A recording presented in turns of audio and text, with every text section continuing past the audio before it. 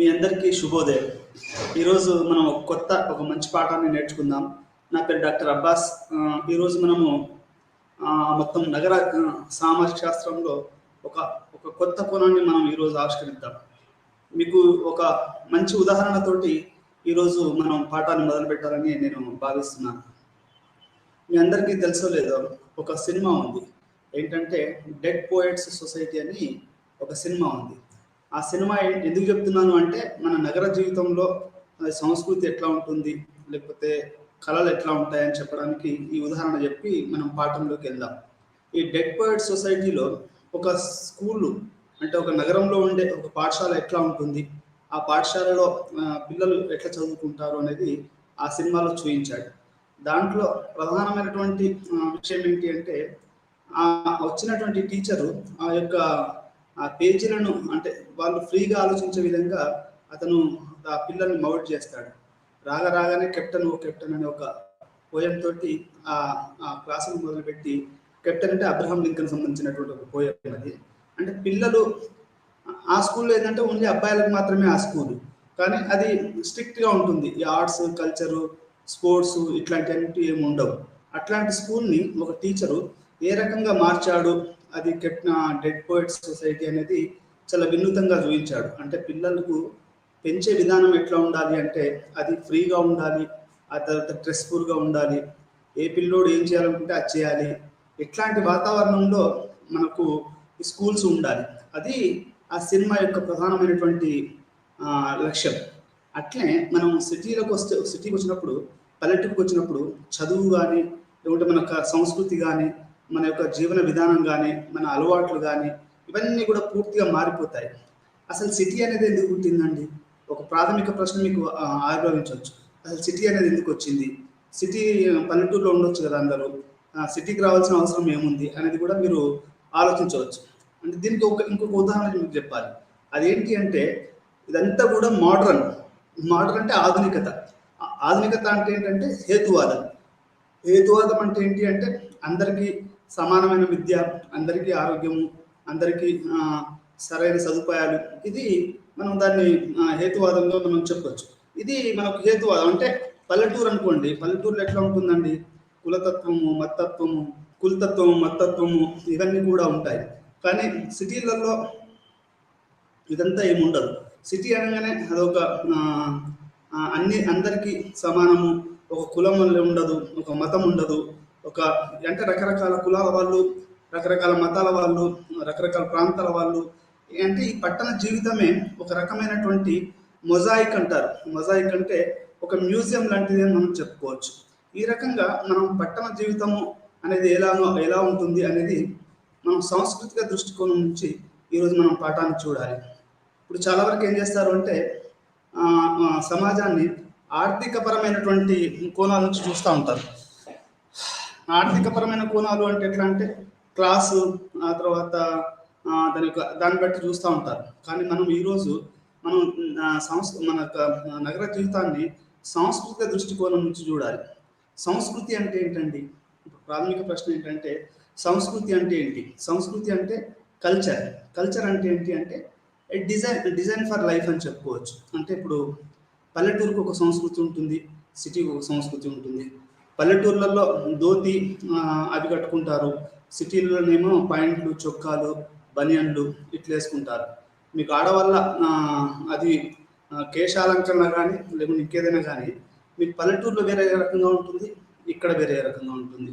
అదేవిధంగా అమ్మాయిల యొక్క డ్రెస్సింగ్, అక్కడ లంగా వేస్తే ఇక్కడ సిటీలో jeans pant and T shirt వేస్తారు. అంటే సిటీ యొక్క అదేంటి అంటే ఇక్కడ భిన్న రకాల ప్రజలు, భిన్న రకాలైనటువంటి సిద్ధాంతాలు గల వ్యక్తులు, ఇట్లా రకరకాలైన వాళ్ళు ఈ యొక్క సిటీలో బతకడం అనేది మనం చూస్తూ ఉంటాం. అందుకనే సిటీని మనం సాంస్కృతిక దృక్పథం నుంచి ఎలా చూడాలి అనేది మనం ఈరోజు పాఠంలో మనం తెలుసుకోవాలి. దీంట్లో ఈ పాఠంలో మనం ఏంటంటే పట్టణ జీవితానికి సంబంధించిన సిద్ధాంతాలను తెలుసుకోవడము, నగరంలో లాగా పట్టణంలో ఆవిర్భావం ఎట్లా, అసలు సిటీ అనేది ఎట్లా పుట్టింది, అర్బనిజం మరియు సోషియాలజీ స్ట్రక్చర్ విభిన్న అంశాలను వివరించాలి. ఇట్లా అంటే నగరం అనేది ఎట్లా వచ్చింది, పట్టణ జీవితం ఎట్లా ఉంటుంది, దీని సిద్ధాంతాలు ఏంటి, ఇవన్నీ కూడా ఈరోజు మనము పాఠంలో తెలుసుకుంటాం. అసలు సిటీ అంటే ఆధునికత అనేది ఈ యొక్క పట్టణాల పుట్టుకతోటే వచ్చిందని చెప్పుకోవచ్చు. పట్టణం అనేది లేకపోతే ఆధునికత లేదు అని చెప్పొచ్చు. అంటే గ్రామీణంలో మరి ఆధునికత లేదా సార్ అని మీరు అడగొచ్చు. అంటే గ్రామీణం కూడా ఆధునికంగా ఉంటుంది. ఎట్లా ఉంటుంది కాకపోతే సిటీ అంతా ఆధునికంగా ఉండదు అని చెప్పొచ్చు. అసలు ఆధునికత అనేదే సిటీ ఆవిర్భావంతో మొదలైందని మనం చెప్పుకోవచ్చు.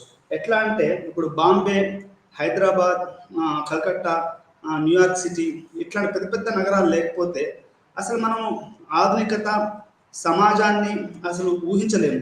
ఈరోజు తెలంగాణ రాష్ట్రాన్ని కూడా మనం హైదరాబాద్ లేకుండా ఊహించగలుగుతామా? ఎందుకు ఇదంతా అంటే హైదరాబాద్కి అది అడ్మినిస్ట్రేషన్ పరంగాను, ఫైనాన్షియల్ పరంగాను, కల్చరల్ పరంగాను అన్ని రకాలుగా ఇది కేంద్రంగా మనము చెప్పుకోవచ్చు. అంటే నీకు సిటీ ఆవిర్భావం లేకపోతే ఆధునికత అనేది లేదు అని మనము చాలా స్పష్టంగా చెప్పవచ్చు. అందుకనే ఈ పాఠం మొదట్లోనే సిటీ ఆవిర్భావము, సిటీలో యొక్క పుట్టుకలతోటే మనకు ఆధునికత మొదలైంది అని చెప్పొచ్చు. సిటీలో గొప్పతనం ఏంటి అంటే నగరంలో గొప్పతనం ఏంటంటే ఇక్కడ రకరకాల కులాల వాళ్ళు, రకరకాల మతాల వాళ్ళు ఉంటారు. మీకు ఉదాహరణ చెప్తాను. హైదరాబాద్ నగరాన్ని కనుక మనం తీసుకుంటే కులీ కుతుబ్ షా దీన్ని 1400 సంవత్సరంలో ఆ టైంలో దీనికి పునాదులు వేశాడు. ఆయన చెప్తా ఏం చెప్పాడు అంటే ఈ నగరానికి ఫౌండేషన్ వేస్తూ అతను ఏమన్నాడు అంటే నా నగరంలో జనాలు చెరువులోని చేప పిల్లల్లాగా బతకాలని అన్నాడు. అదేవిధంగా చెన్నై నగరాన్ని కనుక మీరు చూస్తే చెన్నై నగరాన్ని ఒక నాయుడు, ఆయన పేరు నాకు గుర్తులేదు, ఆయన దానికి పునాదులు వేశాడు. అదేవిధంగా బ్రిటిష్ టైంలో మనకు ఈ యొక్క పట్టణాల యొక్క ఆవిర్భావం ఎక్కువగా జరిగిందని చెప్పొచ్చు. మనం ఇంతకుముందు పాఠంలో కూడా తెలుసుకున్నాం. ఏంటి, చెన్నైకి మేయర్గా పనిచేసినటువంటి ఒక బ్రిటిష్ లార్డ్ డల్హౌసీ ఫ్యాక్టరీస్ని తీసుకొచ్చి మన ఇండియాలో పట్టణాల యొక్క మన యొక్క ప్లానింగ్ అనేది చేయడం అనేది జరిగింది. అంటే మనం ఈరోజు హైదరాబాద్లో ఉన్నాము, లేకుంటే చెన్నైలో ఉన్నాము, లేకుంటే కలకత్తాలో ఉన్నాము అంటే దాని వెనుకాలో కొన్ని వందల సంవత్సరాల చరిత్ర, రాజకీయాలది, పాలసీ మేకర్స్ది, మన నగర సామాజిక శాస్త్రవేత్తలది ప్లానింగు, ఇవన్నీ ఉన్నాయని మనం అర్థం చేసుకోవాలి. అండ్ అట్లయితేనే నగరాలు వస్తాయి. ఈ నగరాల పుట్టుకతోటే మనకు ఆధునిక భారతదేశము పుట్టిందని చెప్పొచ్చు, ఆధునిక ప్రపంచం పుట్టిందని చెప్పొచ్చు. నగరాలు అనేవి లేకపోతే అనేది ఆధునికత అనేది మనకు అంతగా రాదు అని చెప్పొచ్చు. ఎందుకు ఒక ఉదాహరణ చెప్తాను. ఇప్పుడు మీరు ఒక ఊర్లో ఉండి ఒక బ్యాంకులో ఒక ట్రాన్సాక్షన్ చేశారనుకోండి. ఉదాహరణకి మా దీక్షకు నుంచి ఒక చిన్న బ్యాంక్కి వెళ్ళి ఒక 200 రూపాయలు డ్రా చేశారనుకోండి ఏటీఎంలోకి వెళ్ళి. దానికి నెట్వర్క్ మొత్తం కూడా హైదరాబాద్లో ఉంటుంది. అంటే హైదరాబాద్ అనేది నీకు ఒక నెట్వర్క్ సెంటర్ గాను, ఒక అడ్మినిస్ట్రేటివ్ సెంటర్ గాను, ఒక సాంస్కృతిక సెంటర్ గాను, ఒక రాజకీయ సెంటర్ గాను నీకు ఉంది. అంటే పట్టణాలు అనేటివి అవి ఎంత ప్రాధాన్యత వహిస్తాయి అంటే ఇవి చాలా చాలా ప్రాధాన్యత వహిస్తాయి. దీనికి సాంస్కృతిక కోణం నుంచి మనము చాలా ఒక అద్భుతమైనటువంటి ఇది ఒక ఫీల్డ్ అని చెప్పొచ్చు. ఎందుకంటే నగరాలు అనేటివి సాంస్కృతికంగా ఎట్లా విభిన్నంగా ఉంటాయని తెలుసుకోవడం అనేది చాలా చాలా గొప్ప విషయం అని నేను భావిస్తున్నాను. ఎందుకంటే ఇప్పుడు మీరు కొత్తగా హైదరాబాద్కి వచ్చినప్పుడు చూడండి, ఇక్కడ చూసినటువంటి నిర్మాణాలు కానివ్వండి, ఇక్కడ యూనివర్సిటీలు కానివ్వండి, ఇక్కడ పార్కులు పెద్దగా ఉంటాయి. ఇప్పుడు పార్కులు మీకు హుస్సేన్ సాగర్, బుద్ధ విగ్రహాలు, చార్మినారు, ఇవన్నీ కూడా మీకు ఎట్లా ఉంటుంది అంటే చాలా పెద్దగా ఉండి ఒక విచిత్రంగాను ఉంటాయి. అంటే ప్రతిదీ కూడా లార్జ్ సైజులో ఉంటుంది. ఇది మనము సిటీ యొక్క విషయంగా అర్థం చేసుకోవాలి. అంటే నగరాలు ఈ రకంగా ఏమవుతాయి అంటే అవి చాలా మనకు యొక్క ఆధునికతకి ఒక పట్టుకొమ్మలుగా ఇవి మనము చూడాలి.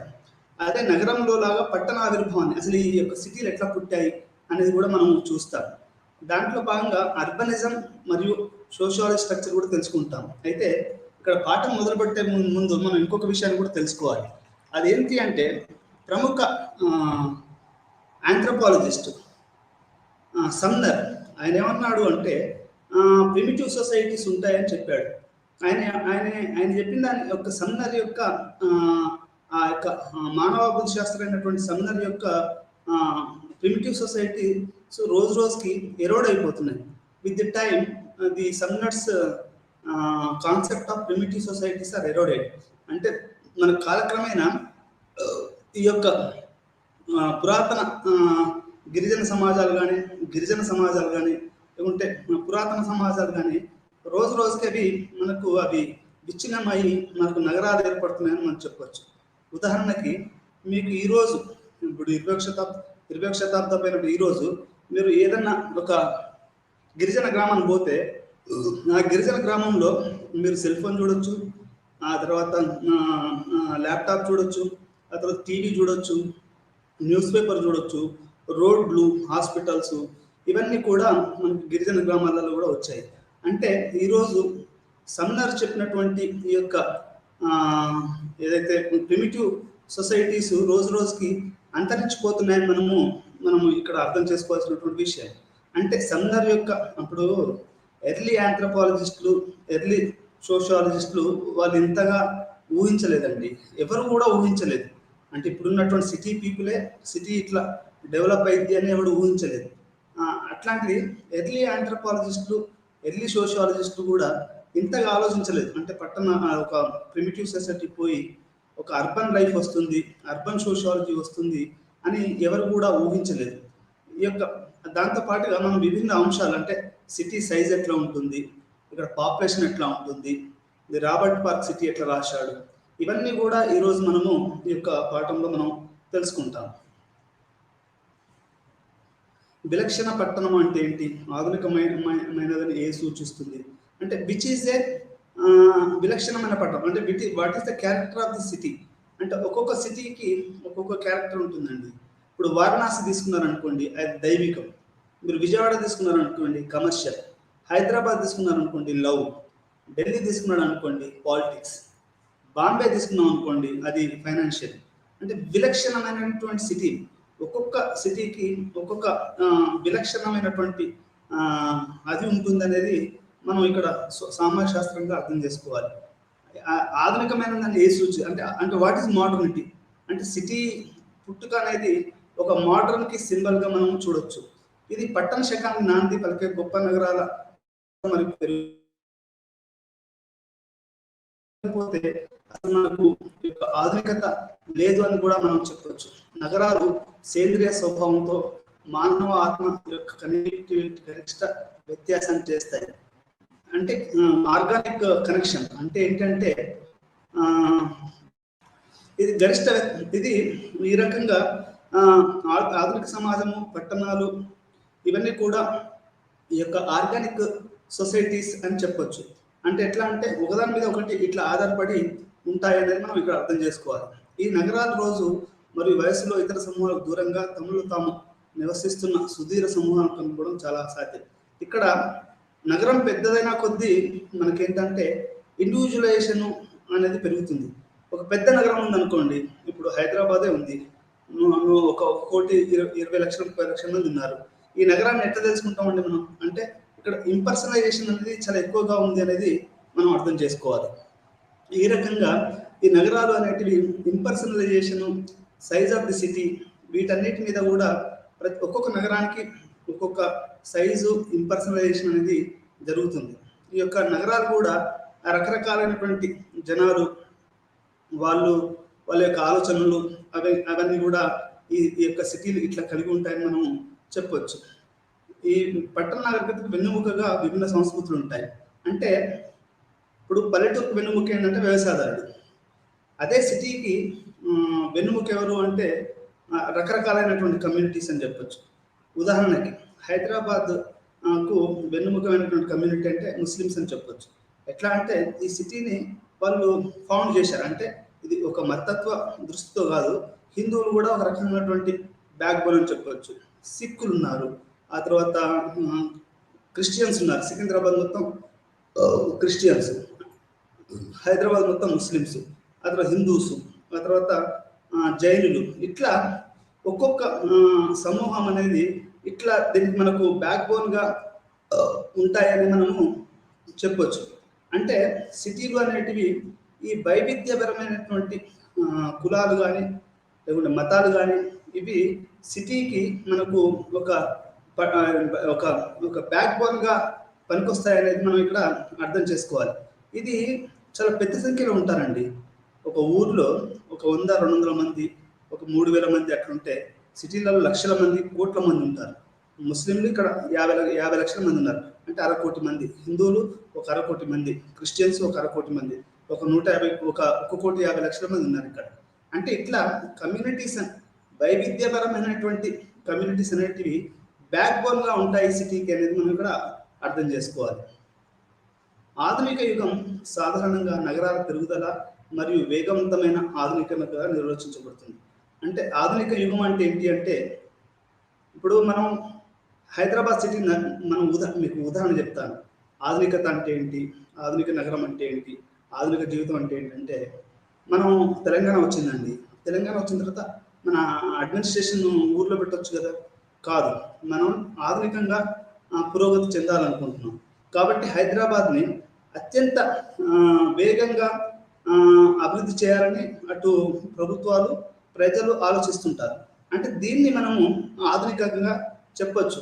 ప్రతి సిటీ కూడా ఆ, ఆ, అత్యంత వేగంగా అది అభివృద్ధి చెంది అది ఉండాలని కోరుకుంటున్నది. ఇప్పుడు మనకి ఉన్న బెంగళూరు సిటీకి పోటీ, మనకి చెన్నై సిటీకి పోటీ, మనకి ఢిల్లీకి పోటీ. అంటే ఇట్లా ఒక ఒక నగరము ఇంకో నగరంతో పోటీ పడుతూ అత్యంత వేగంగా అభివృద్ధి చెందడం అన్నట్టు. దీన్ని మనము ఆధునిక యుగంగా చెప్పొచ్చు. అంటే మన పల్లెటూరులలో వాళ్ళు పల్లెటూరుగానే ఉండొచ్చు కదా. ఇప్పుడు దీనికి కూడా ఒక యాంటీ అర్బనైజేషన్ మీద కూడా ఒక ఒక విమర్శ ఉందండి. ఏంటంటే మనము నగరీకరణ చేయాలి, లేకుంటే పట్టణీకరణ చేయాలి, లేకుంటే ఇవన్నీ చేయాలనేది కరెక్టే. కానీ ఓవర్గా చేస్తే కూడా ఇప్పుడు ఇప్పుడు చూడండి, కరోనా లాంటి రోగాలు వచ్చాయి. మనుషులు ఇక్కడ ఒక సైకలాజికల్గా ప్రాబ్లం కలిగి ఉంటారు. ఎందుకంటే ఇంత పెద్ద సమూహంలో ఎవరు ఫ్రెండ్స్ ఉండరు, డిప్రెషన్ ఉంటుంది, సూసైడ్ రేట్స్ ఉంటాయి, అన్ఎంప్లాయ్మెంట్ ఉంటుంది, పొల్యూషన్ ఉంటుంది. మనుషులు ఇక్కడ ఒక మర మర మనుషుల్లాగా ఉండే అవకాశం ఇక్కడ ఎక్కువగా ఉంది. అంటే దీని అర్థం ఏంటి అంటే, ఇక్కడ ఇక్కడ ఇంపర్సనలైజేషన్ జరుగుతూ ఉంటుంది. అంటే మనం సిటీ అభివృద్ధి అనేది ఆధునిక యుగంగా ఉండాలి అంటే హైదరాబాద్ ఏదైనా నగరాలు ప్రపంచంలో, అంటే మన భారతదేశమే కాదనుకోండి, ప్రపంచవ్యాప్తంగా కూడా జపాను, జర్మనీ, ఆ తర్వాత టోక్యో, ఇట్లాంటి ఎన్నో నగరాలు ఉన్నాయి. ఆ నగరాలలో ప్రతి ఒళ్ళు కూడా మీరు సినిమాలో చూసే ఉంటారు, నగరంలో బతకాలని కలలు కంటూ ఉంటారు. అంటే ఇక్కడ రావాలి, ఇక్కడ అభివృద్ధి చెందాలి. మీ అందరికి ఒక ఉదాహరణ చెప్తాను. చికాగో నగరం ఎంత అభివృద్ధి చెందింది అంటే, ప్రపంచంలోనే చాలా ఫాస్టెస్ట్గా అది అభివృద్ధి చెందింది. అది ఒక్కొక్కరికైతే మనం చెప్పలేనటువంటి లాభాలను తీసుకొచ్చింది, ఇంకొందరికి చెప్పలేనటువంటి లాస్ని తీసుకొచ్చింది.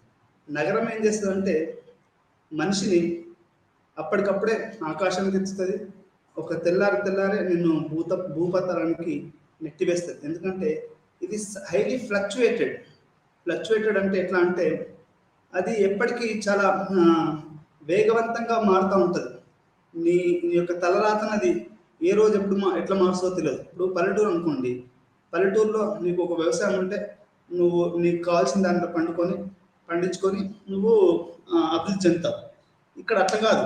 ఈరోజు బిజినెస్ ఉందనుకోండి, ఈరోజు నీకు ₹1,00,000 లాభం వస్తే తెల్లారి మొత్తం కొట్టుకుపోయింది. అంటే పేకాటాలు, జూదాలు, స్టాక్ ఎక్స్చేంజ్లు. మీ అందరికీ తెలుసో లేదో, స్టాక్ ఎక్స్చేంజ్లో పెట్టుబడి పెట్టిన వాళ్ళు రాత్రికి రాత్రే నరాల వ్యాధి వచ్చి చాలామంది చనిపోవడము, బిజినెస్లో లాస్ కావడము, స్టాక్ ఎక్స్చేంజ్లో డబ్బులు కోల్పోవడం, ఇట్లాంటివన్నీ కూడా జరిగాయి. అంటే నగర జీవితం అనేది అత్యంత, ఇప్పుడు చాలామంది ఒక ఉదాహరణ చెప్తాను. సత్యం రామలింగరాజులో అందరూ కూడా డబ్బులు పెట్టారండి. కానీ వాడు ఏమయ్యాడు? సత్యం రామలింగరాజు ఒకప్పుడు మన టాటా, విప్రో వాళ్ళతో ప్రపంచంలో సత్యం రామలింగరాజు, సత్యం కంప్యూటర్స్, సత్యము అనేది సత్యంలో పనిచేస్తున్నానని మా ఊర్లో ఒక కోంట ఆయన ఉన్నాడు. ఆయన చెప్తా ఉండేవాడు, నేను సత్యంలో పనిచేస్తున్నాను. ఓ గ్రేట్గా ఫీల్ అయ్యేవాళ్ళు. అంటే సత్యానికి అంత పేరుండేది. కానీ వాడు చేసినటువంటి ఆర్థికపరమైనటువంటి నేరాల వల్ల రాత్రికి రాత్రే ఆ కంపెనీని మొత్తం బోల్తా పడేసేసేసి వాడు లాస్ అయిపోయాడు. వాడు మైతాస్లోకి డబ్బులన్నీ షిఫ్ట్ చేసి ఇన్ఫ్రాలో మునిగిపోయాడు. అంటే నగరాలు అనేటివి అత్యంత వేగంగా అభివృద్ధి చెందుతాయి. కానీ ఒక నగర సమాజ శాస్త్రవేత్తలుగా మనము రెండు సైడ్లా చూడాలి. ఒక సాదాసీదా వ్యక్తి అనుకుంటాడంటే వాడు బిల్డింగ్లు చూసేసి ఇదంతా అంటే నగరం అంటే ఇట్లుండాలి అట్లుండాలి అని ఊహించుకుంటాడు. కానీ ఒక ఒక సామాజిక శాస్త్రవేత్తలుగా మనం నగరంలో ప్రో అని చూడాలి, ఫ్లిప్ సైడ్ చూడాలి. అంటే దాని యొక్క మంచి చూడాలి, దాని యొక్క చెడు చూడాలి. నగరం యొక్క వికృత రూపాన్ని కూడా మనం చూడగలగాలి. వికృత రూపం ఏంటి అని మీరు అడగవచ్చు. వికృత రూపం ఏంటంటే చాలామంది ఆత్మహత్యలు చేసుకుంటారు, చాలామంది బిజినెస్ లాస్ అవుతారు, తమ యొక్క ఆరోగ్యాన్ని కోల్పోతారు, తమ యొక్క బంధుత్వాన్ని కోల్పోతారు. ఆ తర్వాత ఇక్కడ అంటే ఒక రకంగా మానసిక వేదనకు గురవుతారు, మోసాలకు గురవుతారు. ఇప్పుడు మీకు శ్రీశ్రీ గారు చెప్పారు కదా, ఏమని చెప్పారు, ఏ దేశ చరిత్ర చూసినా ఏమున్నది గర్వకారణం, మానవ చరిత్ర మొత్తం పరాయణత్వం అని చెప్పారు. దగా కుడియడమల దగా అని. మీకు సిటీలో కూడా ఇప్పుడు ఎన్నో పాటలు వచ్చాయి. జరా భద్రం కొడుకో నా కొడుకో కొమురన్న ధర, బస్సు ఎక్కే కాడ దిగే కాడ జరా భద్రం కొడుకో కొమురన్న ధర. అంటే సిటీలో బస్సు కాడ ఇంతకుముందు సిటీలలో బస్ స్టాండ్లలో రైల్వే స్టేషన్లలో ఈ యొక్క పిక్ పాకెటర్స్ ఎక్కువ ఉండేవాళ్ళు. ఈ మధ్యలో వాళ్ళు సరిగా అవపడతలేరు. కానీ అంటే నీకు మోసాలు అనేది ఎక్కువగా జరిగే అవకాశము ఈ యొక్క నగరాలలో ఉన్నాయి. ఇప్పుడంటే సీసీటీవీ కెమెరాలు వచ్చాయి, ఆ తర్వాత రకరకాలు అవి వచ్చాయి కాబట్టి కొంచెము మీకు నేరాలు తగ్గాయని చెప్పొచ్చు. కానీ ఈ యొక్క కానీ నగరాలు అనేటివి ఒక ఒక ఒక ఘోరమైనటువంటి కేంద్రాలు. అంటే ఎందుకు చెప్తానంటే మళ్ళీ నేను చెప్పే అవకాశం వస్తుందో లేదో నాకు తెలియదు కాబట్టి చెప్తున్నాను. నగరాలు అనేటివి నీకు ఎంత అభివృద్ధి పదంలో తీసుకెళ్తాయో సమాజాన్ని, ఎంత ఆధునిక చెందుతుందో అంతే స్థాయిలో ఒక వికృతమైనటువంటి ఈ రూపాన్ని కలిగి ఉంటుంది. నాలాంటి వాళ్ళు ఎన్నో కవితలు రాశారు. హైదరాబాద్లో ఏమిందిరా బాబు, ఇది నగరాలు అభివృద్ధి చెందుతున్నాయి, ఇక్కడ తో క్యా హువా హమ్ గామ్ వాలే అని ఒక కవిత రాశాను నేను. అంటే నువ్వు గ్రామాన్ని కావచ్చు, కానీ నువ్వు పట్టణ అంటే ఆధునిక చెందాలి. కానీ అదేవిధంగా మానవ విలువలను కూడా మనిషి కలిగి ఉండాలని నేను ఒక కవిత రాయడం జరిగింది. నేను ఫుట్బాల్ ట్రావెలర్ రాసిన, తో క్యా హువా హమ్ గామ్ వాలే హై కవిత రాసిన, ఇంకే కవితలు రాసిన. ఈ గ్రామానికి, ఈ వేగవంతమైనటువంటి జీవితానికి, ఆ తర్వాత పల్లెటూరు పిల్లలకి జరిగే ఈ సంఘర్షణ, ఈ యొక్క మహానగరాలలో జరిగే సంఘర్షణ, ఇక్కడ ఈ సంఘర్షణ ఎట్లా ఉంటుందంటే పల్లెటూరులో అమ్మ ఉంటారు, నాన్న ఉంటారు, పక్కనే బాబాయిలు ఉంటారు, పిన్నులు ఉంటారు, మన ఊరోళ్ళు ఉంటారు. నీకు ఏమున్నా కానీ వాళ్ళతో మాట్లాడినా కానీ ఆ రోజు పొద్దుపోయింది. కానీ సిటీలలో ఎట్లా ఉంటుందంటే నువ్వు ఇంపర్సనలైజేషన్ అంటారు. Greater the city greater the impersonalization. City పెద్దగైన కొద్దీ నీ యొక్క వ్యక్తిగత సంబంధాలు ఈ యొక్క సిటీలలో ఉండవు. అసలు పారిశ్రామీకరణ, ఈ యొక్క నగరీకరణ, ఇవన్నీ కూడా ఏంటంటే అందుకని ఒకసారి ఒక మార్క్సిస్ట్ ఏమన్నాడంటే పట్టణీకరణ ఆ తర్వాత ఈ యొక్క పారిశ్రామీకరణ అంటే ప్రజల యొక్క రక్తం, అంటే గ్రామీణ ప్రజల యొక్క రక్తంతో ఇది ముడిపడి ఉందని చెప్పవచ్చు. ఎందుకంటే నాకు కూడా ఆ భావం కరెక్టే అనిపిస్తుంది. హైదరాబాద్ కూడా గ్రామీణ ప్రజల యొక్క రక్తంతో ఇది కట్టబడ్డదేమో అని అంటే నన్ను తప్పుగా అర్థం చేసుకోవచ్చు. అంటే ఎందుకంటే అట్లాంటి ఉంటుంది అన్నట్టు. పట్టణాలు కానీ ప్రపంచాలు కానీ ఈ రకంగా ఉంటాయి. ఉదాహరణకి మీకు ఇంకో విషయం చెప్పాలి. ఇప్పుడు చాలా వరకు మనకి అమెరికా అనగానే పెద్ద పెద్ద నగరాలు, ఆ తర్వాత అవన్నీ గుర్తుకొస్తాయి. కానీ వాటిని కట్టింది ఎవరండి? వాటిని కట్టింది మొత్తం బ్లాక్స్ కట్టారు. ఈ బ్లాక్స్ ఎక్కడి నుంచి వచ్చారు? ఆఫ్రికా నుంచి తీసుకొచ్చేసేసి నగరాన్ని వాళ్ళు కట్టారు. అందుకనే ఈ నగరాన్ని మొత్తం అమెరికా మొత్తం కూడా నాకు తెలిసి నల్ల జాతీయులు కట్టారు. అదేవిధంగా మన హైదరాబాద్ నగరాన్ని ఏ పాలమూరు ప్రజలో, ఏ మెదక్ జిల్లా ప్రజలో, ఏ వరంగల్లో గ్రామీణ ప్రాంతాల్లో. అంటే నేను ఎందుకు చెప్తున్నాను ఇవన్నీ అంటే మీకు ఈ యొక్క సిటీ యొక్క దాని రూపం తెలియాలని చెప్తున్నాను. ఇది బహుళ రూపాలు కలిగింది అన్నట్టు. పైన మాత్రమే మీకు ఫేస్ అదంతా కరెక్ట్గా అవపడుతుంది, కానీ దాని వెనకాల మొత్తం ఒక వికృత రూపం ఉంటుంది.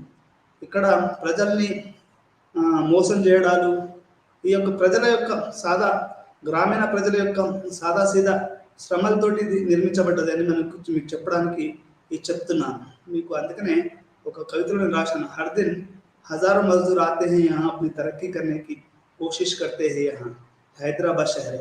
ప్రతిరోజు కూడా కొన్ని వందల మంది కార్మికులు, సినిమా వాళ్ళైనా కానీ, విద్యార్థులైనా కానీ, పరిశ్రమలో పనిచేసే వాళ్ళైనా కానీ వస్తారు. వచ్చి ఈ నగరంలో తమ యొక్క జీవితాన్ని గొప్పగా చేసుకోవాలని కలలు ఉంటారు. ఈ రకంగా నగరం అనేది ఉంటుందనేది మీకు చెప్తున్నాను. అంటే ఆధునికత అనేది ఏంటంటే నగర నిర్మాణంతో ఆధునికత ఉంది అని చెప్పడం. నగర నిర్మాణాలు, ఆధునికత, ఈ రెండు కూడా ఒక కాయిన్కి బొమ్మ బొరుసు లాంటి అని మనం చెప్పుకోవాలి. విస్తారమైన పరిపాలన, ఆర్థిక సాంకేతిక సౌకర్యాల ఉనికితో సహా అనేక కారణాల వల్ల గొప్ప నగరం ఆధిపత్యంగా ఉంటుంది. ఇప్పుడు మీకు ఫైనాన్షియల్ కానివ్వండి, ఆర్థికపరమైనటువంటి కానీ, సాంకేతిక పరమైన, ఇప్పుడు గూగుల్ ఉందండి. మీరు గూగుల్లో పల్లెటూరులో ఎవడో గూగుల్ సెర్చ్ ఇంజిన్ చేస్తుంటే అది గూగుల్ దాని యొక్క ఆఫీస్ ఎక్కడ ఉందండి? హైదరాబాద్లో ఉంది. హైదరాబాద్ యొక్క గూగుల్ ఆఫీస్ ఎక్కడ ఉంది? యూకేలోనూ యుఎస్లోనూ ఉంది. అంటే ఈ రకంగా మీకు సిటీలో ఉన్నటువంటి దాని యొక్క నగరం అనేది మీకు ఒక ఆధిపత్యాన్ని కలిగి ఉంది. అది రకరకాలైనటువంటి కారణాల వల్ల అది ఆధిపత్యాన్ని కలిగి ఉందని మనం అర్థం చేసుకోవాలి. విద్యా సౌకర్యాలు, విశ్వవిద్యాలయాలు, ప్రెస్, మీకు హైదరాబాద్లో ఎన్ని ప్రెస్ క్లబ్లు ఉన్నాయో, ఎన్ని థియేటర్లు ఉన్నాయో, అదేవిధంగా కచేరీ హాళ్ళు, మ్యూజియంలు, లైబ్రరీలు, రేడియో స్టేషన్లు, రైల్వే స్టేషన్లు, వృత్తిపరమైనటువంటి సంస్థలు మొదలైనవి నగరాలలో ఉంటాయి. మీకు హైదరాబాద్ తీసుకుంటే టెలివిజన్ స్టూడియో ఉంది, రేడియో స్టేషన్ ఉంది, ఆ తర్వాత యూనివర్సిటీలు ఉన్నాయి, ఆ తర్వాత కాలేజీలు ఉన్నాయి, కచేరీ హాల్ ఉన్నాయి. ఇప్పుడు రవీంద్ర భారతి ఉంది. రవీంద్ర భారతిలో ప్రతిరోజు కూడా ఏదో ఒక ప్రోగ్రాం జరుగుతూనే ఉంటుంది. ఇది మనం కచేరీ హాల్ ఉంటాయి. మ్యూజియం తీసుకుంటే మీరు సాలార్జంగ్ మ్యూజియం తీసుకున్నా, లేకపోతే ఇంకా వేరే మ్యూజియం, జూ ఉంటుంది. ఇప్పుడు పల్లెటూర్లలో ఒక సింహాన్ని చూడలేకపోవచ్చు, కానీ సిటీలలో జూలో పులిని, సింహాన్ని చూసే అవకాశం ఉంది.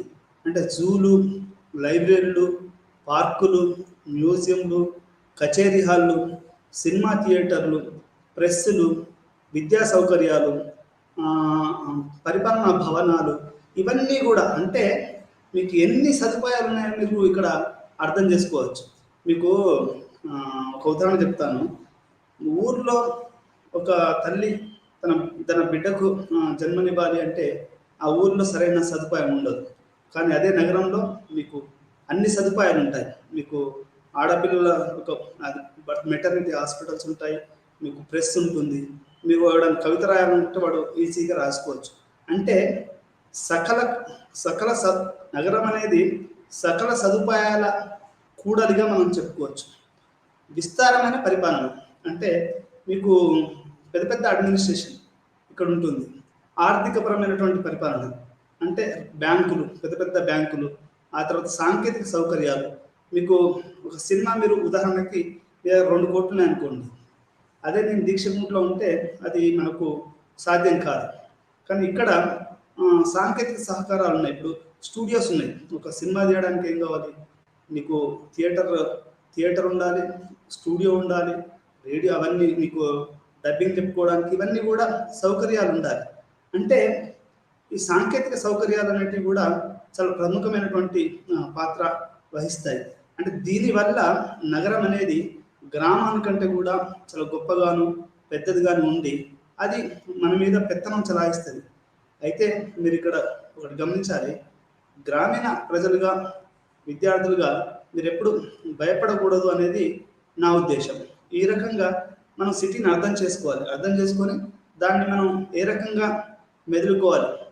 ఎందుకు ఇది మాటికి చెప్తున్నానంటే అర్బనిజం అనే మనకు కూడా ఉంది, అకల్చరేషన్ కూడా ఉంది.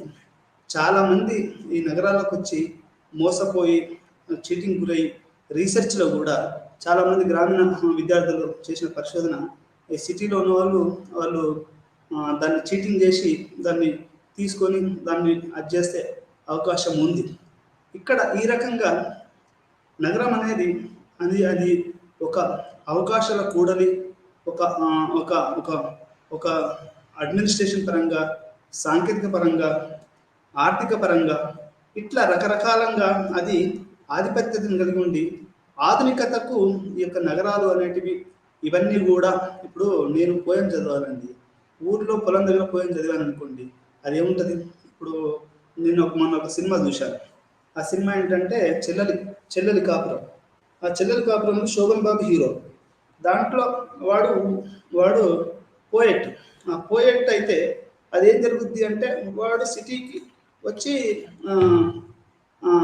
సిటీకి వచ్చి తన యొక్క చెల్లెలు ఊర్లో అప్పు పడితే ఏమైంది అంటే అతను సిటీకి వచ్చేసి తన కవితలు తను రాసిన నవలలు అమ్మి అచ్చువేసి తన యొక్క చెల్లెలకు మ్యారేజ్ చేయాలనుకుంటాడు. సినిమా పేరు చెల్లెలు కాపురం. అయితే అది పల్లెటూరులో కాదు కదా, అది దొరకవు కదా. ఇప్పుడు ప్రెస్ వాడు తన పుస్తకాలను వచ్చాయంటే ముద్రణ యంత్రాలు ఉండాలి. ఆ ముద్రణ యంత్రాలు సిటీలోనే ఉంటాయి, చెన్నైలోనూ హైదరాబాద్లోనూ ఉంటాయి. అంటే సాంకేతిక సౌకర్యాలు మీకు సిటీలోనే దొరుకుతాయి. ఆ రకంగా వాడు సిటీకి వస్తాడు. వచ్చిన తర్వాత వాడు ఇక్కడ ఫ్రెండ్ మనకు తెలియదు, ఎట్లా అనుకోనో ఏమో తెలియదు, మోసానికి గురవుతాడు. అంటే వాని పేరే మన ఫ్రెండ్ పెట్టుకుని వాడు చెల్లమని అవుతుంటాడు. ఎందుకంటే వాడి సిటీలో అన్ని మనకు తెలుసు అన్నట్టు. ఈ సాంకేతిక సౌకర్యాలు ఎక్కడుంటాయి, ఎట్లా ప్రెస్ ఉంటుంది, ఎట్లా అమ్ముకోవాలి పుస్తకాలు అనేది వానికి తెలుసు. కాబట్టి వాడికి మోసం చేసే అవకాశం ఉంది, చేస్తాడు ఆ సినిమాలో. ఈ రకంగా మనకి సాంకేతిక సౌకర్యాలు అనేటివి సిటీలో ఉంటాయి. అది మనకు సిటీ అనేది ఆధిపత్యానికి దారితీస్తుంది అని మనం ఇక్కడ అర్థం చేసుకోవాలి. ప్రతి సిటీకి కూడా చరిత్ర ఇవన్నీ ఉంటాయి. ఆ రకంగా ఈ దృక్పథాలు చాలా స్పష్టంగా పొందడం సహాయపడుతుంది. దీన్ని ప్రభావితం చేసే ప్రధాన కారకాలు కమ్యూనికేషన్ మరియు రవాణా రంగాల్లో సాంకేతిక అభివృద్ధి దైనందిక జీవితంలో నగరాన్ని ఒక ముఖ్యమైన లక్షణంగా మారుస్తాయి. సాంకేతిక అభివృద్ధి అంటే ఇప్పుడు రోడ్స్ అండ్ ట్రాన్స్పోర్ట్ ఎట్లా ఉంటుందంటే ఇక్కడ చాలా ట్రాన్స్పోర్ట్ సిస్టమ్ అనేది చాలా హెవీగా ఉంటుంది అండ్ చాలా బాగుంటుంది. ఈ కమ్యూనికేషన్ సిస్టమ్ కూడా మనకి నగరాలలో మీకు నెట్వర్క్ సిస్టమ్ చాలా బలంగా ఉంటుంది. ఇప్పుడు పల్లెటూరులోకి పోతే మీకు నెట్వర్క్ రాకపోవచ్చు, కానీ సిటీలో నెట్వర్క్ వస్తుంది. ఈ రకంగా మనకు నెట్వర్క్ ట్రాన్స్పోర్ట్ సిస్టమ్ అనేది ఈ యొక్క నగరాలలో చాలా బలంగా ఉండి అది ఎక్కువగా పనిచేస్తుందని మనకు అర్థం చేసుకోవాలి. అలాగే పట్టణ జీవన విధానాన్ని నగర సరిహద్దులు కదిలేలా చేస్తాయి. సమాజశాస్త్ర దృక్పథం ద్వారా లక్షణాలను లేదా పట్టణ సమూహ జీవితాన్ని విలక్షణంగా నిర్వచించవచ్చు మరియు హైలైట్ చేయవచ్చు. పట్టణ నగరానికి నివాసాల సంఖ్య బలమైన మార్పు రాదు. అర్బనిజం పట్టణం యొక్క భౌతిక పరిమితిని తెలియజేస్తుంది. అంటే ఇక్కడ సిటీ కూడా చాలా పెద్ద వ్యాస్ట్లో ఉంటుందని మనం అర్థం చేసుకోవాలి. అది సిటీ యొక్క దాని యొక్క జాగ్రఫీ కానివ్వండి, లేకపోతే దాని యొక్క డెన్సిటీ ఆఫ్ పాపులేషన్ కూడా చాలా ఎక్కువగా ఉంటుందని మనం ఇక్కడ అర్థం చేసుకోవాలి. ఇక్కడ మరి ఇట్లాంటి సిటీని ఇప్పుడు ఇన్ని రకాల మనం లక్షణాలు చెప్పుకున్నాం కదా, దాని యొక్క సిద్ధాంతాలు ఎట్లా ఉంటాయి అనేది కూడా మనం ఇక్కడ చూడాలి. అర్బనైజేషన్ యొక్క థియరీ ఏంటి అంటే ప్రతిదానికి కూడా ఒక సిద్ధాంతం అంటూ ఉంటుంది. ఇప్పుడు పల్లెటూరుని అర్థం చేసుకోవాలంటే మార్క్సిజము, ఫంక్షనలిజము, స్త్రీవాదము ఎట్లా ఉన్నాయో, నగరాన్ని కూడా అర్థం చేసుకోవాలంటే మనకు పట్టణ నగర సిద్ధాంతాలు అనేవి కూడా కొన్ని ఉన్నాయని మనం ఇక్కడ అర్థం చేసుకోవాలి. థియరైజింగ్ అర్బనిజం అంటే మనం ఏ రకంగా మనం దీన్ని సైద్ధాంతికరించవచ్చు. ఇప్పుడు కొంతమంది రెండు ప్రధానమైనటువంటి రచనలు యొక్క సిటీని నిర్వచించడం. ఒకటేమో urbanism as a way of life, రెండోదేమో Louis Wirth metropolises and mental life. ఈ రెండు కూడా సిటీ యొక్క నగర జీవితాన్ని urbanism as a way of లైఫ్లో ఏం చెప్తాడు అంటే నగర జీవితం అనేది ఒక సంస్కృతి. ఇక్కడ మనం సాంస్కృతిక దృష్టికోణం అన్నాం. నగర జీవితంలో ఎట్లా ఉంటుందండి? పెళ్ళిళ్ళు చేసుకోరు, లేట్ మ్యారేజ్‌లు అయితాయి.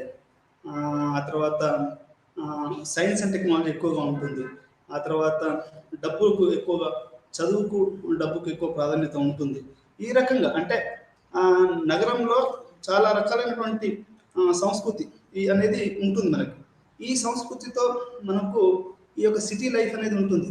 ఇప్పుడు పల్లెటూర్లలో మనకి ఆత్మహత్యలు తక్కువ, కానీ సిటీలలో ఆత్మహత్యలు ఎక్కువ. దీని యొక్క అది కూడా వేరుగా ఉంటుంది. ఇక్కడ కల్చర్ కూడా పక్కనోడు ఎవరైనా చచ్చినా కానీ వీడు పట్టించుకోడు, పక్కనవాడు చనిపోయినా కానీ వీడు పట్టించుకోడు. అంటే సిటీని మనం రెండు రకాలైనటువంటి సిద్ధాంతాలు, మార్క్సిస్ట్ దృక్పథంతో చూడొచ్చు, ఫంక్షనిస్ట్ దృక్పథంతో చూడొచ్చు, ఆ తర్వాత అర్బన్ థియరీస్ నుంచి చూడొచ్చు. రకరకాలైనటువంటి కోణాల నుంచి మనం అర్థం చేసుకోవచ్చు. నగరాన్ని అర్థం చేసుకోవడానికి మరియు వివరించడానికి పట్టణవాద భావనను అర్థం చేసుకోవాలి. అంటే అర్బనిజం అనే పదాన్ని మనం అర్థం చేసుకోవాలి. నగరం యొక్క చరిత్ర ప్రక్రియ మన సాపేక్ష ఉనికి ఉంటుంది. ఇంకా నగరం పైన ది రాబర్ట్ పార్క్ యొక్క సిటీ అనే పుస్తకాలు. నగరాన్ని అర్థం చేసుకోవాలంటే ఎక్కువగా నవలలు చదవాలండి. ఎట్లా అంటే నగరంలోనే నగర షాడో అని, ఆ తర్వాత స్త్రీవాద నవలలని, దళిత నవలని, మైనార్టీ నవల, వెండి మేఘం అని ఒక నవల వచ్చింది. అది ముస్లిం జీవితాల గురించి. అదేవిధంగా మీకు ఎన్నో షాడో నవలలు, డిటెక్టివ్ నవలలు, షెర్లాక్ హోమ్స్, ఆ తర్వాత the a tale of two cities by a tale of two cities అనేది కూడా ఈ నగరం యొక్క జీవితాన్ని అది తెలియజేస్తుంది. అంటే ఈ రకంగా నగరాల మీద ఎన్నో నవలలు వచ్చాయి. నగరాలు ఏ రకంగా ఉంటాయి, టేల్ ఆఫ్ టూ సిటీస్ అనేది కూడా చాలా ప్రముఖమైనటువంటి సిటీ. హైదరాబాద్ మీద కూడా, సికింద్రాబాద్ మీద కూడా సలాం హైదరాబాద్ అనే నవల పరవస్ చిన్నేశ్వర్ రాశాడు. అంటే సిటీ ఎట్లా ఉంటుంది, దాన్ని ఎట్లా అర్థం చేసుకోవాలి అనేది మనం ఇక్కడ అర్థం చేసుకోవాలి. అర్బనిజం యొక్క అర్థం, పట్టణవాదం మరియు నగరాలు అర్థం చేసుకునేటప్పుడు ఎదుర్కొన్న సమస్యల్లో ఈ అర్బనిజం ఒకటి అని చెప్పచ్చు. వైవిధ్య భరితంగా ఉంటుంది. నగరం అనేది ఎప్పుడు కూడా పల్లెటూళ్ళ లాగా అది ఒకలాగా కాకుండా అది వైవిధ్యభరితంగా ఉంటుందని మనం అర్థం చేసుకోవాలి. నగర లక్షణాలను మనం అర్థం చేసుకోవాలి. పట్టణవాదాన్ని అంటే ఈ యొక్క అర్బనైజాన్ని అర్థం చేసుకునేటప్పుడు కొన్ని అంశాలు ప్రత్యేకంగా మనం ఇక్కడ చర్చించవలసి ఉంటుంది. జనసాంద్రత, ఇక్కడ మీకు చాలా ముఖ్యమైనటువంటి పాయింట్ చెప్పాలి. అదేంటి అంటే ఎమిల్ డర్కెహెమ్ ఒక పుస్తకం రాశాడు. దాని పేరంటే రూల్స్ ఆఫ్ సోషలాజికల్ మెథడ్. దాంట్లో ఆయన ఏమంటాడు అంటే రెండు రకాలైనటువంటి సమాజాన్ని అని చెప్పాడు. ఒకటేమో గ్రామీణ సమాజము, గిరిజన సమాజము, ఇవి చెప్పాడు. రెండోదేమో పట్టణ సమాజం. పట్టణ సమాజంలో అంటే ఉదాహరణకి ఎట్లా నువ్వు చెప్పగలుగుతావు సిటీని సిటీ అంటే మొట్టమొదటిది ఏంటంటే జనసాంద్రత. సాంద్రత అంటే ఏంటి అంటే, జనసాంద్రత అంటే డెన్సిటీ ఆఫ్ పాపులేషన్ అంటే ఏంటి అంటే పర్ స్క్వేర్ కిలోమీటర్కు ఎంతమంది జనాలు ఉంటారు. ఇప్పుడు మన ఊర్లలో అయితే పర్ స్క్వేర్ కిలోమీటర్కి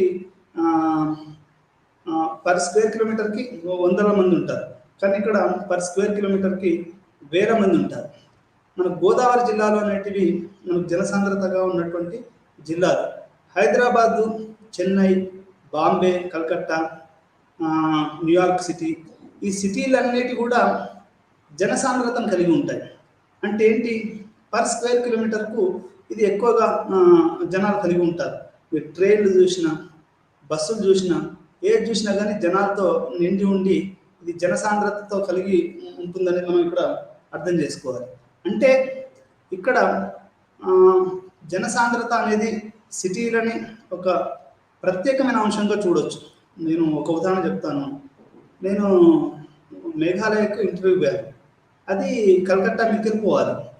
పోయినప్పుడు ఏమైంది అంటే కలకత్తా ఫస్ట్ టైం, హైదరాబాద్లో కూడా జనాలు ఉంటారు, ఉండరని నేను అనట్లేదు, కానీ కలకత్తా జనసాంద్రతను చూస్తే ఫస్ట్ నాకు షేక్ అయిపోయింది.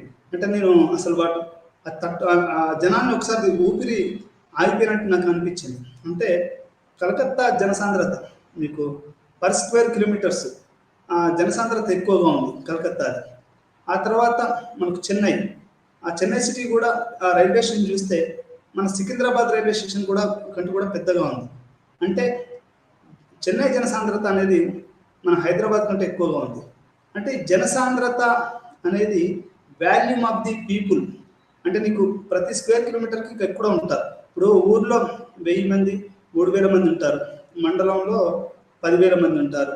అదే ఒక చిన్న చిన్న టౌన్లు అంటే వరంగల్ లాంటి టౌన్లు లక్షలలో ఉంటారు. మన హైదరాబాద్ లాంటి మహానగరాలలో కొన్ని కోట్ల మంది ఉంటారు. అది చెన్నైలో కానీ, హైదరాబాద్లో కానివ్వండి, బెంగళూరు కానివ్వండి, ఇట్లాంటి సిటీలలో మాత్రం జనాలు కోట్లల్లో ఉంటారు అని మనం అర్థం చేసుకోవాలి. దీన్ని ఏమంటారు అంటే డెన్సిటీ అంటారు. దీనివల్ల ఏమవుతుంది అంటే ఇంపర్సనలైజేషన్ పెరుగుతుంది.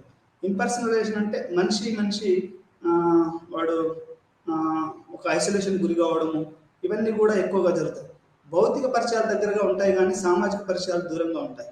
అంటే మనిషికి మనిషి తెలుసు కానీ మనిషి సామాజికంగా దగ్గర కాదు, ప్రేమగా ఉండడు. నీకు సిటీలో దగ్గర దగ్గర ఉండొచ్చు కానీ పరిచయాలు ఉంటాయి కానీ దగ్గర సంబంధాలు ఉండవు. అంటే వాడు ఫీల్ కాడు నువ్వంటే ఏంటి అనేది. ఈ ప్రాంత అవసరాలను తదనంగా మార్పులు చేస్తున్నారు. ఉదాహరణకి వాణిజ్యం మరియు నివాస ప్రాంతాలు వెళ్ళిపోవచ్చు. ఇంకోటి ఏంటంటే సిటీ అనేది ఒక్కొక్క ఏరియాలో ఒక్కొక్క ప్రాంతంలో ఒక్కొక్క రకంగా ఉంటుంది. ఇప్పుడు మీరు కోటి తీసుకున్నారు అనుకోండి, ఫుల్గా బిజినెస్. మీరు Jubilee hills, Banjara hills culture ఉంటుంది. మీరు ఓల్డ్ సిటీ తీసుకున్నారు అనుకోండి, చిన్న చిన్న కొట్లు, ఒక రకంగా కల్చరల్ సెంటర్ అని చెప్పచ్చు.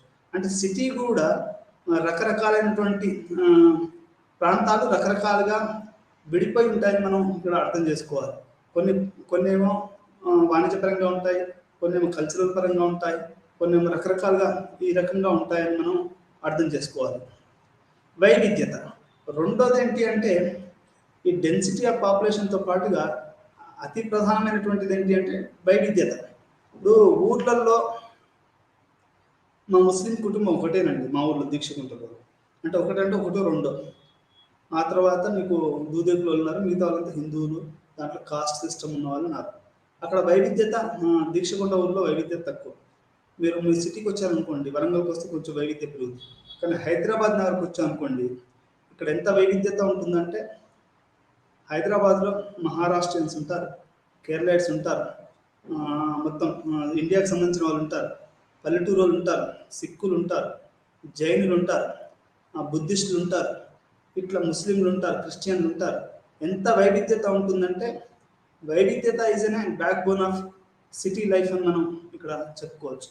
అంటే సిటీ అనేది ఇంత వైవిధ్యభరితంగాను అది ఆ రకంగానే ఉంటుంది. అది పల్లెటూరులో అది సాధ్యం కాదు. ఇక్కడ మనం చూడవచ్చు, ఇక్కడ జరుగుతున్న సామాజిక చర్య వ్యక్తులు అడ్డంకులకు అతీతం. ఈ విధంగా స్థిరీకరణ అంటే స్ట్రాటిఫికేషన్ గ్రామీణ పరిస్థితిలో ఉన్నంత సాధన కంటే మరింత సంక్లిష్టంగా మారుతుంది. ఇక్కడ స్ట్రాటిఫికేషన్ కూడా సంక్లిష్టంగా ఉంటుంది. స్ట్రాటిఫికేషన్ కూడా చాలా సంక్లిష్టంగా ఇక్కడ ఉంటుంది. ఎట్లా అంటే మీకు క్లాస్ కానివ్వండి, కోటీశ్వర్లు కూడా ఇక్కడ సాదాసీదా మనుషులు చూడబడతారండి. ఇప్పుడు మన పల్లెటూరులో కొన్ని లక్షల రూపాయలు కూడా పెద్ద హీరో. అదే వరంగల్ లాంటి సిటీలో లేకపోతే ఇంకా కరీంనగర్ ఇంకేదైనా సిటీలో అయితే కొన్ని 1 కోటి రూపాయలు అంటే గ్రేట్.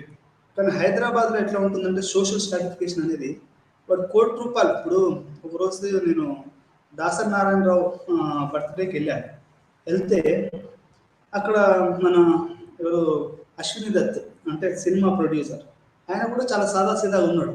అంటే నగరంలో అనేటివి ఈ యొక్క సోషల్ స్ట్రాటిఫికేషన్ అనేది ఒక భిన్నంగా ఉంటుంది. ఇక్కడ స్లమ్స్ ఉంటారు, దళితులు ఉంటారు, బెగ్గర్స్ ఉంటారు, పేదవాళ్ళు ఉంటారు.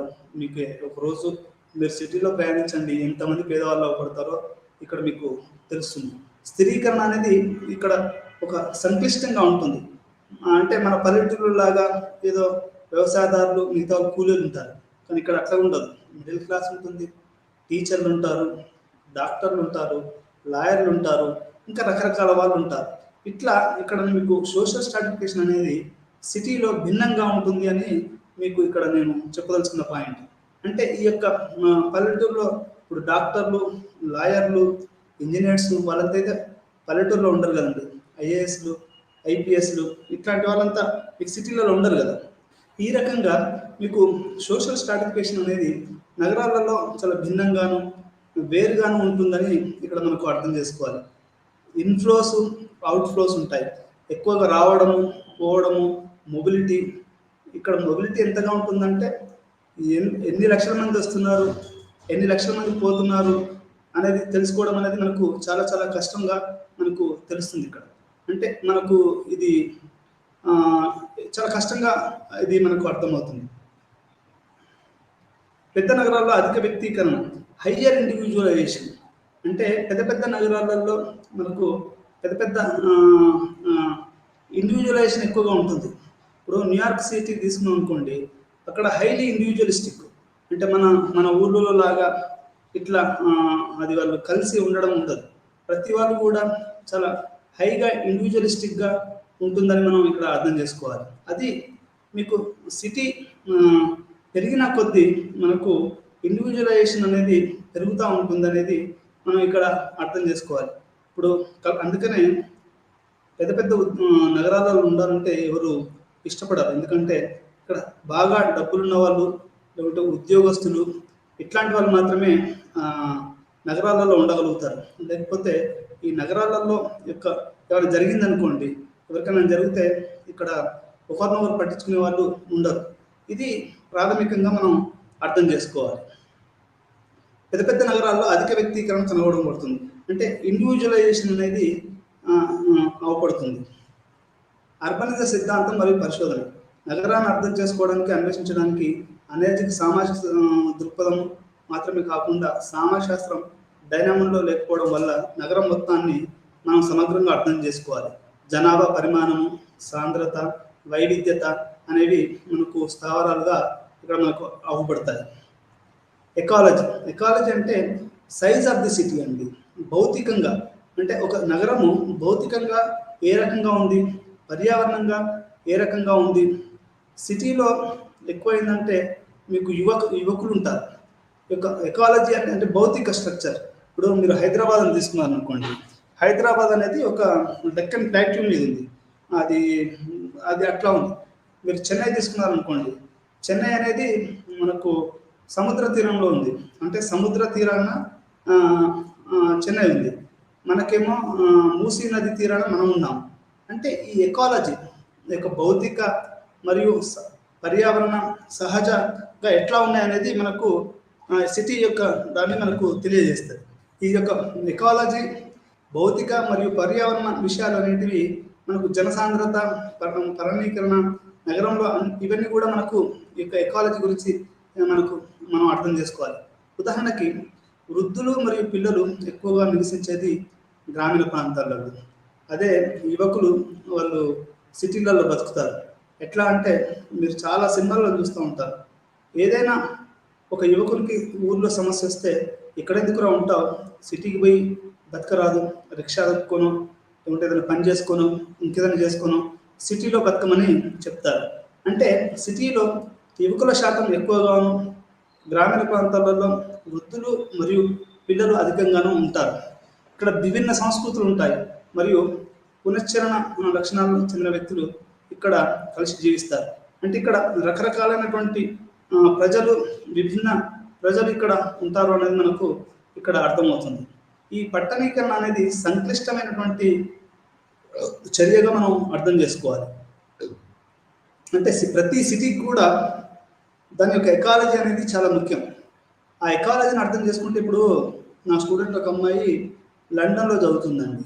ఆ ఉదాహరణ చెప్పి మీకు అంటే ఎకాలజీ అంటే ఏంటో మీకు అర్థమయ్యేటట్టు చెప్తాను. ఆ లండన్లో ఏంటంటే ఎప్పటికీ మన మంచు కురుస్తూ ఉంటుంది. యూరోప్లో ఈ మంచుని తట్టుకోవడం అనేది చాలా చాలా కష్టం. మెస్సీ కోల్డ్ అని రాసుకున్నది ఆమె వాట్సాప్ స్టేటస్లో. అంటే లండన్ అనేది ఒక రకంగా ఎప్పటికీ కూల్గా వర్షం పడుతూ ఉంటుంది. మనం ఒక్కోసారి మైనస్లోకి వెళ్తుందట. ఇంకొక ఫ్రెండ్ చెప్పాడు, వాడు యూనివర్సిటీ ఆఫ్ మ్యాసచ్యూసెట్స్లో చదువుతున్నాడు. ఆ అబ్బాయి ఏం చెప్పాడు అంటే, ఒక్కొక్కసారి యుఎస్లో ఈ యొక్క చలిని తట్టుకో -డిగ్రీలోకి వెళ్ళిపోయింది. ఆ -డిగ్రీలలో ఇండియా వాళ్ళు బతకాలి అంటే ఎంత కష్టమో అర్థం చేసుకోండి. అంటే సిటీని అర్థం చేసుకోవాలంటే ఎకాలజీ, పర్యావరణ కారణాలు, హైదరాబాద్ ఇట్లా ఉండడం గల కారణం కొంతమంది ఏమంటారు అంటే ఇక్కడ సమశీతోష్ణ స్థితి కలిగినటువంటి సిటీ ఇది. ఇప్పుడు మీకు ఢిల్లీ లాగా ఎక్కువగా ఎండలు, లేకుంటే ఎక్కువగా వర్షాలు, లేకుంటే ఎక్కువగా చలి. నేను ఒకసారి ఢిల్లీకి వెళ్ళినప్పుడు అక్కడ ఎట్లా ఉండే అంటే ఆ చలిని తట్టుకోలేక నేను 2 రగ్గులు వేసుకున్నాను, 2 స్వెటర్లు వేసుకున్నాను. అయినా కానీ అది నా యొక్క చలిని ఆపలేకపోయింది. ఏడ్చుకుంటా పడుకున్నాను. అంటే ఢిల్లీ నగరం అనేది భౌతికంగా, పర్యావరణంగా చాలా వేరుగా ఉంటుంది. మన హైదరాబాద్ లాగా ఉండదు అది.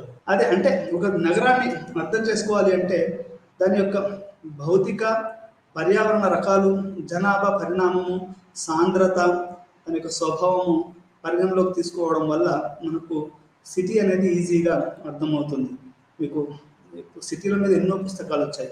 నరేందర్ లూథర్ హైదరాబాద్ సిటీ మీద ఎన్నో పుస్తకాలు రాశాడు. బాంబే మీద చాలామంది రాశారు. సలాం బాంబే అని, బాంబే లవ్ అని, ఇట్లా రకరకాలుగా. From Mumbai to Bombay, from Bombay to Mumbai అని, సిటీ ఎట్లా మారింది, ఫ్రమ్ చెన్నై మీద ఎన్నో పుస్తకాలు వచ్చాయి. ఈ సిటీ లాగా ఇప్పుడు రాబర్ట్ పార్క్ లాగా చాలామంది చాలా రకాలైనటువంటి పుస్తకాలు సిటీల మీద రాశారు. ఈ రకంగా ఈ సిటీలు అనేటివి అవి అధిక జనాభాను కలిగి, పరిణామాన్ని కలిగి ఇవన్నీ ఉంటాయని మనం అర్థం చేసుకోవాలి. ఏది ఏమైనా నగరాల్లో తక్కువ జనాల రేటు, అధిక మరణాల రేటు ఇది పెరుగుతున్న ప్రతీకరణ ఉంది. ఇప్పుడు సిటీలలో మరణాలు ఎక్కువ ఉంటాయి, జనాలు తక్కువ ఉంటాయి. ఎందుకు జనాలు తక్కువ ఉంటాయి అంటే ఇక్కడ చదువుకున్న వాళ్ళు ఎక్కువ ఉంటారు. వాళ్ళు పిల్లల్ని కనడం, లేట్ మ్యారేజ్లు చేసుకోవడం అనేది వల్ల పిల్లలు తక్కువగా కంటారు. అదే పల్లెటూరులో అనుకోండి వెంబటెంబటే పిల్లలను కంటారు. అంటే సిటీలో ఈ రకమైనటువంటి క్యారెక్టర్ ఉంది. తక్కువ జనాల రేటు, ఎక్కువ మరణాల రేటు అనేది సిటీలో ఉంటుంది. సామాజిక సంస్థలు అంటే ఇక్కడ ఫ్యామిలీ, కిన్షిప్, మ్యారేజ్ ఇవన్నీ ఎట్లా ఉంటాయంటే ఇక్కడ సామాజిక సంబంధాలు అనేటివి అంటే అసలు ఆర్గనైజేషన్ అనేది కూడా చాలా క్రిటికల్గా ఉంటుందని మనం అర్థం చేసుకోవాలి. ఎట్లా అంటే ఇక్కడ కుల సంబంధాలు కానీ, మత సంబంధాలు కానీ, లేకుంటే కుటుంబ అంటే ఇప్పుడు కిన్షిప్ అంటారు కదా, బంధుత్వం. ఇప్పుడు మన ఊర్లో అయితే పెద్దమ్మలు, చిన్నమ్మలు వాళ్ళందరూ కూడా కలిసి ఉంటారు. బంధుత్వాలు ఆ తర్వాత ఇవన్నీ కలిసి ఉంటారు. కానీ సిటీలో అట్లా ఉండదు. మీకు వీక్ కిన్షిప్ రిలేషన్స్ ఉంటాయి. మీకు చాలా తక్కువ కుటుంబ బంధాలు, బాంధవ్యాలు ఉంటాయి. రక్త సంబంధం ఉంటుంది. ఇక్కడ అంతా ప్రొఫెషనల్ రిలేషన్స్ అంటే నీ యొక్క వృత్తిని సంబంధించిన స్నేహితులు ఉంటారు. నీ ప్రొఫెషన్, ఇప్పుడు నువ్వు సినిమా యాక్టర్ అనుకో, నీకు సినిమా వాళ్ళు ఎక్కువ ఫ్రెండ్స్ ఉంటారు. నీకు నీ బంధువుల కంటే కూడా, వేరే వాళ్ళ కంటే కూడా నీ యొక్క సినిమా ఫ్రెండ్స్ ఎక్కువ ఉంటారు. ఇది అంటే నీకు ఇక్కడ kinship relations, family relations, week family relations ఉంటాయి. చాలా చిన్న కుటుంబాలు కూడా సింగిల్ చైల్డ్స్ ఉంటారు ఎక్కువగా. ఇప్పుడు ఊర్లలో ఒక్కొక్క కుటుంబంలో 3-4 ఉంటారు. కానీ సిటీలో ఒక పిల్లోడు 1 or none. ఇప్పుడు చైనాలో కనుక 1 or none లాగా సిటీలలో ఏంటంటే ఎక్కువ కుటుంబాలు చిన్నగా ఉండి సింగిల్ చైల్డ్ని కలిగి ఉంటారు. అంటే నీకు ఫ్యామిలీ యూనిట్ చిన్నది, మీకు సాంప్రదాయాలు ఉండవు ఎక్కువగా. ఇక్కడ భారాలు తక్కువగా ఉంటాయి. అధిక ఆదాయం ఉన్నప్పటికీ కూడా ఇక్కడ ఫ్యామిలీస్ చిన్నగా ఉంటాయి అనేది మనం ఇక్కడ అర్థం చేసుకోవాలి. ఇది సామాజిక సంస్థ. అంటే ఇక్కడ వీక్నెస్ అనేది చాలా తక్కువగా ఉంటుంది. అంటే నీకు పల్లెటూరులో లాగా ఎమోషనల్ అట్లా ఉండదు. ఇక్కడ అంతా రిలేషన్స్ అంతా ఆర్థిక పరంగా బలహీనంగా ఉంటాయి. సామాజిక సంబంధాలు పట్టణాలలో చాలా బలహీనంగా ఉంటాయండి. ఒక్క మాటలో మీరు ఎన్నో సినిమాలు చూసుంటారు, కవితలలో వింటారు. ఇక్కడ సామాజిక బంధాలు బలంగా ఉండడానికి అవకాశం లేదు. ఎందుకంటే ఇదంతా ఉరుకుల పరుగుల జీవితం. నువ్వు టైంకి అన్ని చేయాలి, లేకపోతే ఇక్కడ కుదరదు. పల్లెటూరులో లాగా వ్యవసాయం అంటే కొంచెము మనకి అక్కడ కూడా ఇప్పుడు ఈ రోజులలో అక్కడ కూడా ఏమవుతుంది అంటే ఈ యొక్క సామాజిక సంబంధాలు అనేటివి తగ్గిపోతున్నాయని మనం అర్థం చేసుకోవచ్చు. వ్యక్తిత్వం మరియు సాంఘిక ప్రవర్తన. ఇక్కడ ఒక వ్యక్తి యొక్క సామర్థ్యం చేయాలనుకుంటే అది విద్య, రాజకీయపరమైన మొదలైన సంబంధించిన అందించే ఎంపికలు ఏర్పాటు చేస్తారు. సంస్థాగత ఫ్రేమ్వర్క్ యొక్క ఆసక్తులు, ఆలోచనలు, వైఖరులు ఏర్పరుస్తుంది. అంటే ఒక ఇన్స్టిట్యూషన్స్ ఇక్కడ ఏదైతే ఎడ్యుకేషన్ ఇన్స్టిట్యూషన్స్, ఫిల్మ్ ఇన్స్టిట్యూషన్స్, రకరకాల ఇన్స్టిట్యూషన్స్ ఉన్నాయో అవి వ్యక్తికి కావలసినటువంటి అన్ని అందియకపోవచ్చు. వాడు ఏదో చేయాలనుకుంటాడు కానీ వాడు ఇంకా అది అక్కడక్కడ తనకు అవకాశం ఉండదు. దానివల్ల నేరాల రేటు, ఆత్మహత్యల రేటు, ఈ సిటీలలో డిప్రెషన్కి వెళ్ళిపోతారు. సిటీలలో చాలా వరకు ఏమవుతుందంటే మొన్న ప్రవళిక చనిపోయింది. ప్రవళిక చనిపోవడానికి గల కారణం ఏంటి? ఇక్కడ వీక్ రిలేషన్స్. ఆమె గ్రూప్ 2 కొట్టాలనుకున్నది కానీ ఇక్కడ గ్రూప్ 2 కొట్టే అవకాశం ఇక్కడ ఉంది. గ్రూప్ 2 పోస్ట్ పోన్ అయింది. ఇప్పుడు ఎలక్షన్స్ తర్వాత మళ్ళీ ఎప్పుడు గ్రూప్ 2 నోటిఫికేషన్ ఇస్తారో తెలియదు. ఆ రకంగా ప్రవళిక చనిపోవడం జరిగింది. అంటే డిప్రెషన్, ఒక రకంగా డిప్రెషన్ అనుకోండి. ఈ రకంగా డిప్రెషను అనేది ఇక్కడ ఎక్కువగా ఉంటుంది. ఎందుకంటే ప్రవళిక అనుకున్నటువంటి యొక్క గ్రూప్ 2 ఎగ్జామ్ ఇక్కడ ప్రభుత్వము సరైన టైంలో చేయలేకపోయింది. అంటే అది పోస్ట్ పోన్ చేస్తా పోయారు. ఒకసారి కాదు, 2-3 సార్లు పోస్ట్ పోన్ చేస్తా పోయారు. దానివల్ల ఆమె డిప్రెషన్ గురి ఆమె చనిపోవడం జరిగింది. ఈ రకంగా ఈ యొక్క వ్యక్తిత్వానికి మరి యొక్క సామూహిక ప్రవర్తనకి ఎంతమంది విద్యార్థులు అండి చాలామంది రోడ్డు మీదకి వచ్చి గొడవలు చేశారు, చాలా జరిగాయని మనం ఇక్కడ అర్థం చేసుకోవాలి. అంటే ఇక్కడ వ్యక్తికి సమూహానికి మధ్యలో చాలా గ్యాప్ ఉంటుంది. వ్యక్తి ఏదో చేయాలనుకుంటాడు కానీ ఇక్కడ ఇన్స్టిట్యూషన్స్, సంఘాలు దాన్ని అంతగా అవకాశం ఇవ్వము అనేది ఇక్కడ మనం అర్థం చేసుకోవాలి. ఈ రకంగా ఇక్కడ లేట్ మ్యారేజెస్ల వల్ల, రకరకాల కారణాల వల్ల ఇక్కడ డిప్రెషను, అవకాశాలు లేక, లేకుంటే లాస్లు వచ్చేసి ఈ స్పీడ్ని తట్టుకోలేక, ఈ గ్రామీణ వాతావరణ పిల్లలు ఒక్కోసారి ఈ స్పీడ్ని అందుకోలేరు. ఈ అందుకోకపోవడం వల్ల ఇప్పుడు ఇంగ్లీష్ ఉందనుకోండి, పట్టణ పిల్లలు చదివినట్టు గ్రామీణ పిల్లలు చదవరు. వాళ్ళు స్లో లెర్నర్స్. ఈ ఒక్కోసారి డిప్రెషన్ పోవచ్చు. ఈ డిప్రెషన్ అంతా వాడు పల్లెటూరు పిల్లడు అయితే వాడు లాంగ్ టర్మ్లో పైకి వస్తాడు, అమ్మాయి కానీ అబ్బాయి కానీ పల్లెటూరు. కానీ ఇవన్నీ మధ్యలో డిప్రెషన్స్, ఆర్థికపరమైనటువంటి అవమానాలు, ఇవన్నీ కూడా పల్లెటూరు గ్రామీణ విద్యార్థులు ఎదుర్కోవాల్సి ఉంటుంది.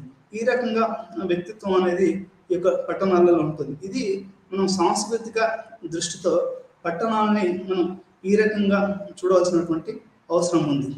ఇది మొత్తానికి ఈరోజు పాఠము. ఈ పాఠంలో మనం సంస్కృతి, మన పట్టణ భావం యొక్క అర్థాన్ని తెలుసుకున్నాం. గ్రామీణ అనుకున్నాం, సిటీకి తేడాన్ని తెలుసుకున్నాం. ఇక్కడ ఇట్లా డెన్సిటీ అంటే ఏంటో తెలుసుకున్నాం. దాని యొక్క ఎకలాజికల్ సిస్టమ్ ఎట్లా ఉంటుందో తెలుసుకున్నాం. ఈ రకంగా మనం ఈరోజు ఈ పాఠాన్ని ఇక్కడితో ముగిద్దాం. మరొక పాఠంలో మళ్ళీ ఒక కొత్త టాపిక్ వెళ్దాం. అప్పటివరకు నమస్కారం.